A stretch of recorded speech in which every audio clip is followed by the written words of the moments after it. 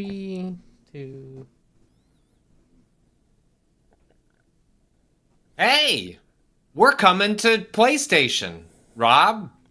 They didn't say that, did they? They didn't say the words. That's a good point. No. Did they avoid saying They it? didn't say what platforms. They didn't, They didn't say what platforms, and they didn't whose say they said name? it's 4 games, but we are unwilling to tell you what they are Which 4 because we have a games? Nintendo Direct coming up in which they will be announced. They didn't say that part, but that is clearly what is going to happen. Yeah, hey everyone, we've got the Xbox podcast just dropped. Everyone's highly anticipated release of the week, the new Xbox podcast, which is a response to a lot of reports and rumors that have been going around for the last couple of weeks about the future of Xbox and the idea that is Xbox going the way of Sega, so many decades ago when they got out of making hardware and are getting into just making software. And I think, I don't know, if what was announced today, if we fill in the blanks of 4 games, which we understand to be Hi-Fi Rush, Grounded, Pentiment, and what's the 4th one I'm blanking on? Sea of Thieves? Sea of Thieves.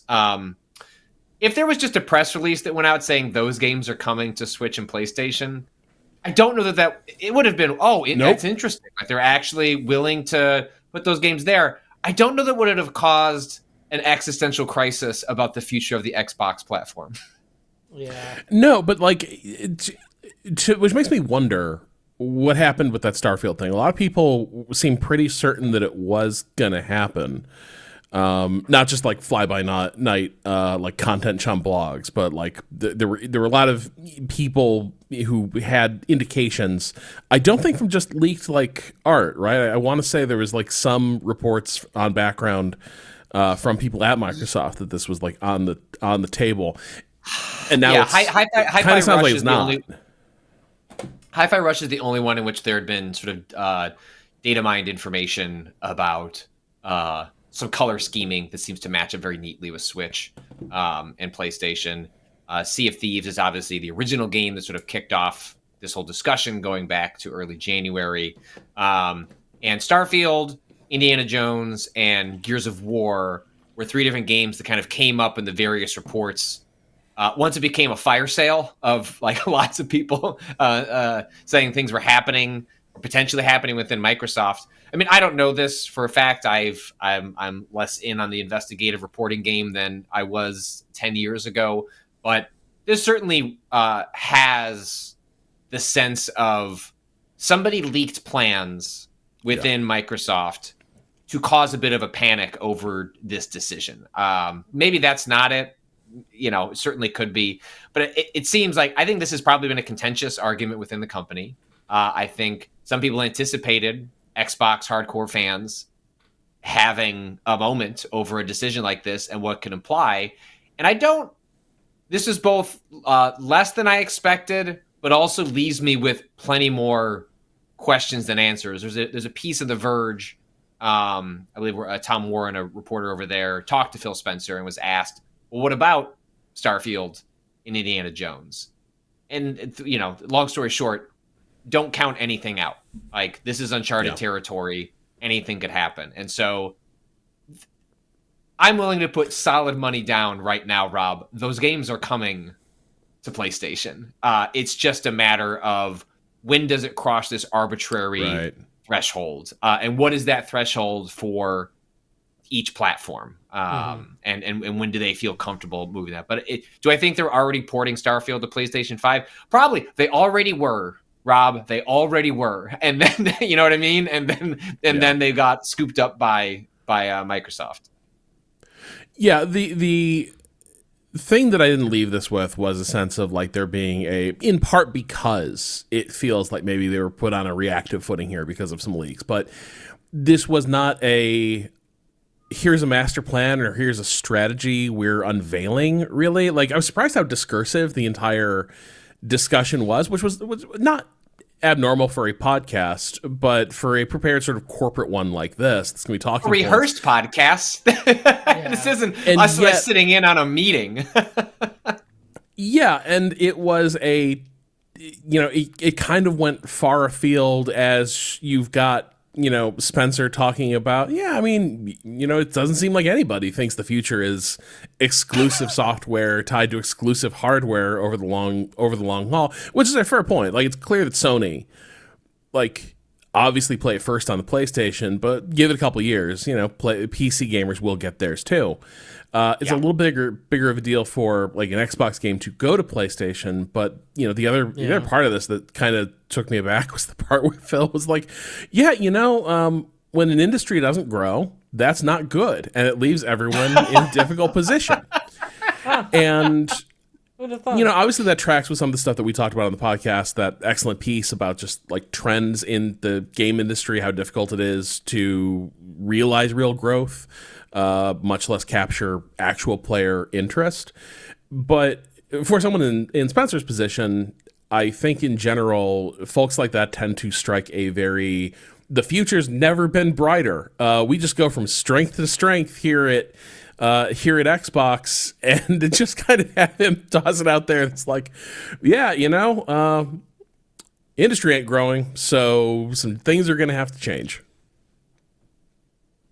I'm posting in the chat if people want to check out the Matthew Ball analysis of the games industry. It's worth reading if you want to have a sense of how does a company it doesn't explain everything about how Xbox arrives here, but it will give you a good sense of just how troubled the finances are in video games, despite how big they are right now as an industry. The thing is, so Sony makes this calculation every time it announces a new game too, right? In which you can have reasonable confidence now when a first-party Sony game is announced. Eventually, if you're willing to white-knuckle it, you're going to be able to play this on PC eventually. It'll get there. It's not 1 year later, 18 months later. My guess is that gap is going to shorten over time. We talked about some of that stuff on the podcast we recorded this morning that everyone will hear tomorrow. But Sony has people wound up pretty tightly in terms of wanting to be there on day one, in which it is important to play that game right out of the gate. Does Microsoft have the kind of first-party games in which people are going to feel a desire to want to be there on day one? Or will this begin like a longer trail for them in which, look, man, you just wait a year. You can just get on PlayStation. It'll be $20 cheaper. You'll have all the patches, it'll be balanced better. I worry that there's a real stickiness with Sony's games. They have a specific type of game they make, expensive cinematic action adventure. They're like third person games. Like that's their bit. And it works. Maybe not from a business side, but like they're very popular. Microsoft doesn't have that same sort of stickiness, and so I just wonder if they end up undercutting other parts of the business by not being more concrete. Like Sony can get away with ambiguity. I wonder if Microsoft hurts themselves by having ambiguity. Well, especially because I think some of the ambiguity comes from. It's odd because Sony is also a very complicated company, but Sony's a company that has like completely different lines of business that like their interests like touch each other, but being a camera company is a very different thing than being a video games company, but Sony is both. Like when you talk about like, Sony optics or like Sony silicon, like these are real like lines of business that have real interests. Microsoft is by comparison narrower. It's a tech giant, but within that, like it's all just different aspects of tech. And I think they have a history of they've experimented with being kind of a functional, like almost lifestyle brand, and then they walk away from that. Like I was interested to hear them talk about. Well, we have we have exciting things coming up from hardware. Don't you get worried about hardware. There's going to be more cool stuff happening with hardware. But also at the same time, you got Phil like also saying that the future exclusive hardware, exclusive games will matter less. And this is a company that sort of has gotten bored with like underperforming good hardware, right? Like there were a lot of people who felt that the Windows Phone program had gotten really good. Like Microsoft had done the assignment of like create a good phone, but they just weren't going to continue trying to force their way into that market when they weren't getting traction. And I do kind of wonder if what we're seeing is a snapshot of Xbox's position within a broader corporate portfolio of what do we actually want to do here? What do we want to get out of this? Because that discussion the parameters of that might have shifted. Yeah, I they mentioned that we'll get some insight into their hardware plans, maybe not next gen hardware plans, but short-term hardware plans sometime in the holiday.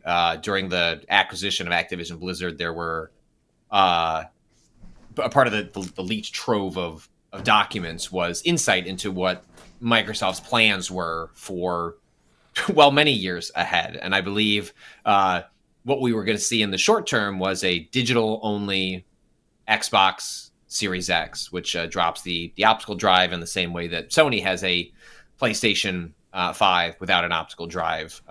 It had more of a cylinder look that looked like the old trash can Apple Mac Pro from many moons ago, and also a new controller. Correct me if I'm wrong, but I believe maybe that controller, some of the speculation was that it could essentially function as a way of like just booting up cloud games onto the television, and like that would be how you'd be connecting to play games by just sort of buying a controller and that helping be your guide into the Xbox experience. There's also been, I guess Phil Spencer has been liking tweets referencing the idea of handhelds or an Xbox handheld that is certainly becoming trendy. It seems like the switch to the Steam Deck is now going to lead. I don't think we're getting a PlayStation Vita 2 like from Sony. That would really shock me, but it does seem like we're ending up in a I do think it's very likely that every hardware platform in the future launches with or around some sort of handheld device. The idea being that you could be on your couch and engage in, Xbox Game Pass and cloud streaming through something that, had Xbox specific UI. I wouldn't be shocked if we saw some hint of that or even if it was rolled out later this year. It makes me increasingly want to play the PlayStation 1. What is it? The Portal? I haven't had a chance to try that one yet, but it seems to gesture in that direction. But they said specifically, Rob, they wanted to, their next gen Xbox was going to be like the largest technical leap yet, something to that effect. And that is a interesting claim to make amongst several generations in a row in which the leaps we are making technically are diminished over time. I believe it might have been Janet on the podcast that we recorded this morning said something to the effect of, like, that's not what we're really buying these boxes for anymore. Because that's not the promise like it was when you're going PS1, PS2, and really PS3. Once we hit PS3, I think it's been diminishing generational returns in the way that we talk about, oh man, a new box, all the games look different now. Well, I said I am now questioning whether I was right about this. I said on the podcast this morning, I was talking about I didn't think we were going to see people doing a PS4 Pro or a Xbox One X type thing again, where they're doing sort of a mid-cycle, not just a refresh where you're cutting prices and cutting down like form factor, but that you would effectively soft launch a new console generation, which is kind of what the One X was. I didn't think Microsoft would do that again because they were starting from a better place than they were with Xbox One. I don't know what they said there. We're promising the biggest games you've ever seen. Like maybe they are thinking that the One X model is something they want to pursue, and they've sort of realized that. Maybe they do want to get out of sync with PlayStation.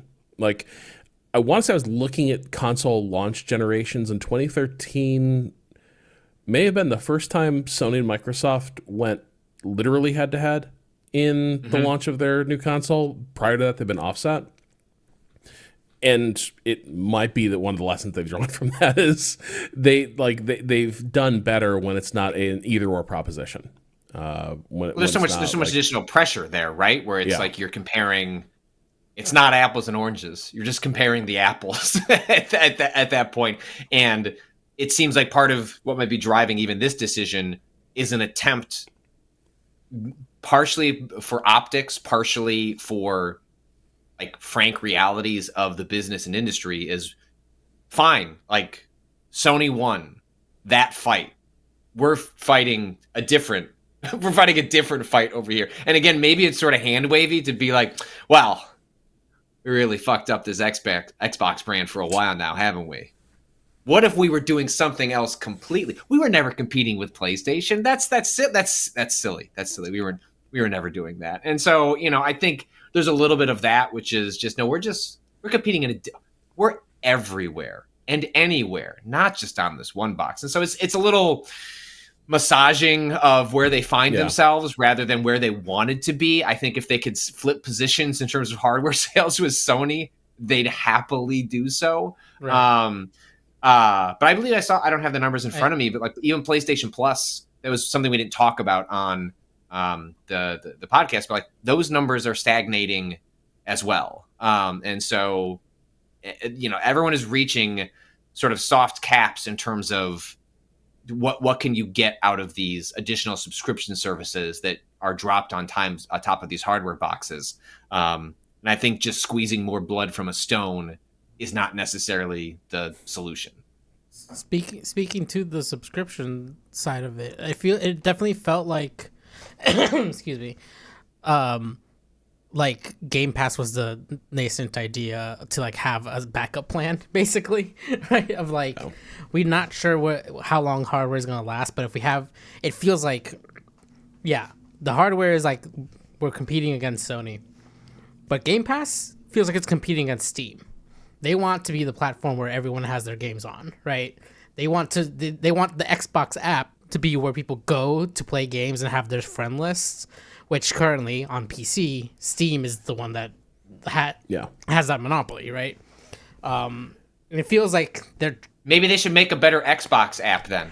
Yeah, they, but like they're trying to just entice everyone by the like, look at the amount your library, because part of the issue with a new marketplace is like, well, everyone already has a Steam library, right? All the games are there.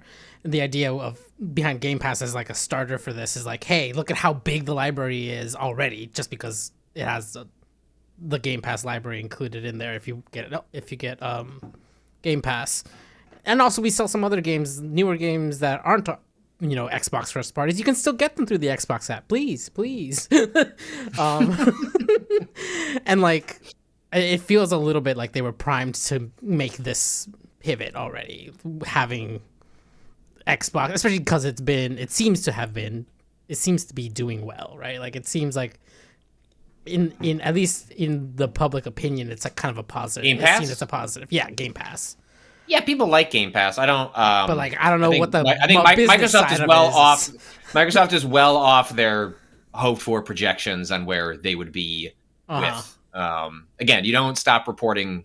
No, I believe that's actually something that we got today was an update on Game Pass subscription numbers, which was I think 34 million. I don't know what it was at the last time they were reporting them, but you don't stop reporting numbers when you're excited about the trend line. So I think their hand was a little bit forced here. I mean, I think Cado, you might have noted when we were watching this privately and setting up the stream that someone on the conversation specifically noted, like, an Xbox Game Pass, which is only on Xbox, no other platforms, which is very different than the messaging that has been before, which is we'd love to be on PlayStation. We'd love to be on the eShop.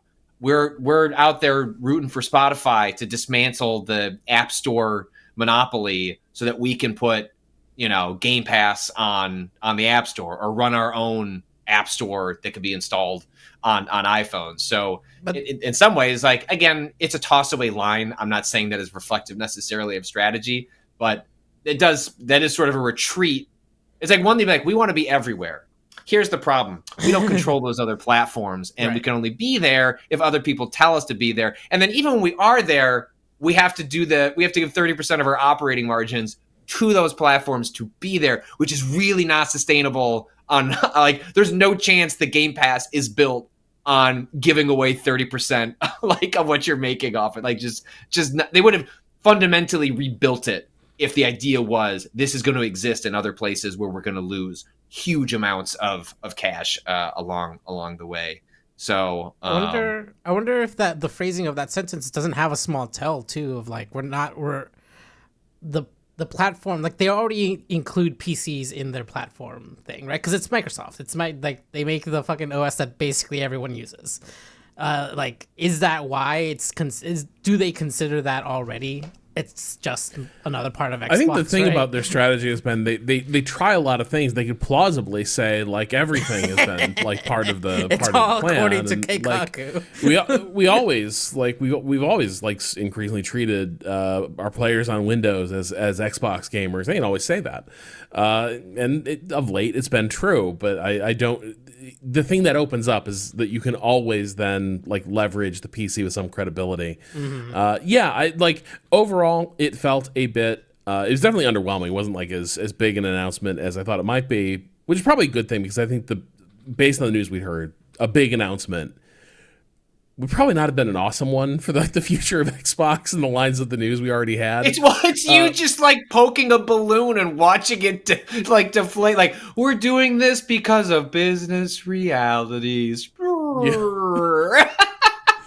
But yeah, like so far it's like there's an air of like, whoa, we were going to put 4 games on other platforms, and like it was 4 games that we thought made sense, and then all hell broke loose. So now we're here doing this then little like Q&A. Jeff was on the call, and Jeff had to leak to everyone that like maybe Gears of War would make sense on PlayStation. Yeah. And then holy shit, we're here doing this. Like, I will say, Rob, something that we could maybe conclude. You know, we can wrap up and get over to the rest of the stream, but look, I'm not sitting around going, you know what I want to do on my afternoons?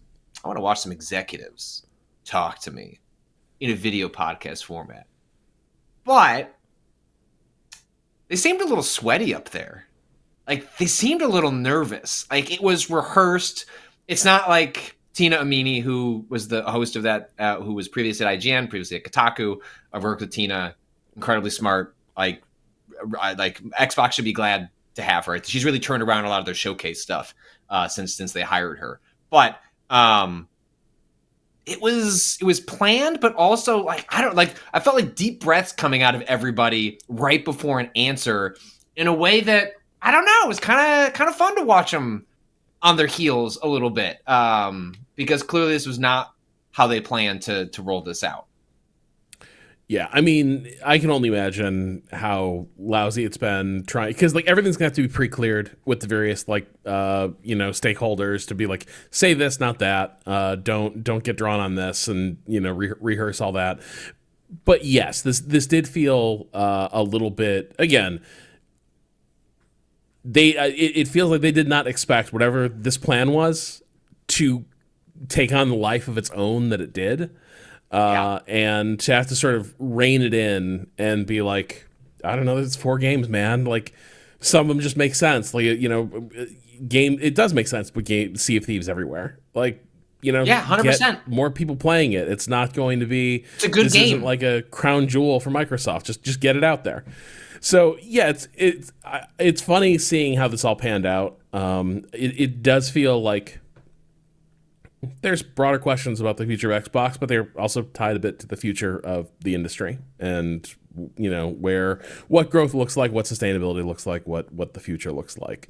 But in our immediate future, I think we need to. I am staring at a wheel of sorts on the splash screen is that for a new game. Off the forward. Bow? I don't know how ship words you can say work. forward bow. What's the prow? I can say that. Is the prow? Prow is also the bow. Forward prow? The prow is the bow, but you wouldn't say forward one. prow. That's just the prow. Yeah. But yeah. the backward prow is the butt of the ship. We get some W's in the chat. as we get ready to transition over to another Thursday for the Wheel of GeForce Now. Cado, take us away. I'm doing the Twitch thing. Sorry, hold on.